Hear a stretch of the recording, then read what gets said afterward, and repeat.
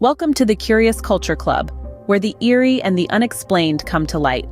Today, we delve into the haunting tale of the Axeman of New Orleans.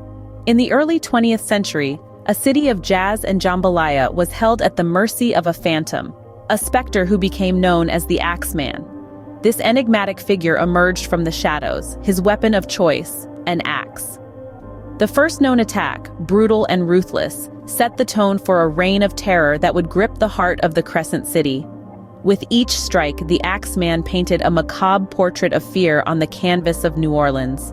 A city once known for its vibrant culture and music was now shrouded in dread, as the Axeman lurked in the darkness, always watching, always waiting. A shadowy figure with an axe, the Axeman was about to become the city's worst nightmare. The Axeman had a unique modus operandi, one that intertwined with the very soul of New Orleans, its music. This phantom, this terror in the night, used an axe, and his brutal attacks were as random as they were ruthless. But the true terror lay in his cryptic letters, where he claimed to spare those whose homes were filled with the sounds of jazz music. Imagine, if you will, the fear and panic that enveloped the city during his reign of terror. Every creak, every shadow, every nighttime sound was a potential harbinger of the Axeman. And through it all, the vibrant, lively, soulful strains of jazz music played on, a desperate plea for mercy in the face of unrelenting horror.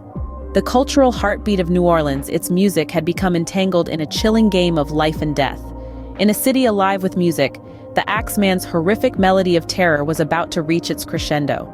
As New Orleans danced to the tune of fear, the city's law enforcement was desperate to end the Axeman's Symphony of Terror.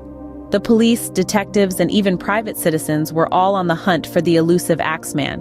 Checkpoints were established, homes were searched, and suspects were rounded up, yet the Axeman slipped through their fingers time and time again.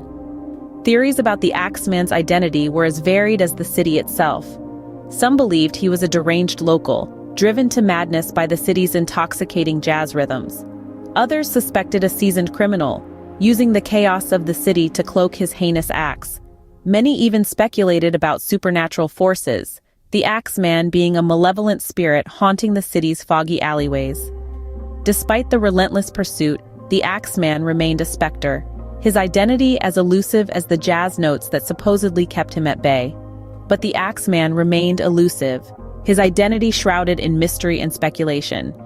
The reign of the Axeman ended as mysteriously as it began, leaving behind a chilling legacy. The Phantom of New Orleans has since permeated popular culture, inspiring countless books, films, and even an intense season of the TV show American Horror Story. The Axeman's cryptic letters, his inexplicable affinity for jazz music, and the brutal nature of his crimes have all contributed to his enduring infamy. Yet despite the passage of over a century, the identity of the Axeman remains an enigma. Numerous theories have been proposed, but none have definitively unmasked the man behind the axe. Was he a bloodthirsty maniac, a vengeful spirit, or merely a figment of collective hysteria? We may never know. The Axeman's legacy is a chilling reminder that sometimes, the most terrifying monsters are the ones that remain hidden in the shadows. The Axeman of New Orleans, a phantom who vanished as mysteriously as he appeared, leaving behind a city forever haunted by his eerie melody. In the annals of true crime, the Axeman of New Orleans strikes a chilling chord. His reign of terror, a grotesque symphony played out on the streets of the Big Easy in the early 20th century, left an indelible mark on the city. This phantom, wielding his axe with brutal efficiency, sowed seeds of dread in the hearts of the city's residents. His identity remains shrouded in mystery, his legacy, a trail of unanswered questions and theories. Perhaps the most baffling aspect of his reign was his bizarre affinity for jazz music. His strange demand that the sweet strains of jazz be played to ward off his wrath added a surreal note to his reign of terror. This horrifying tale, a blend of brutality and bizarre demands, has been etched into the annals of crime history.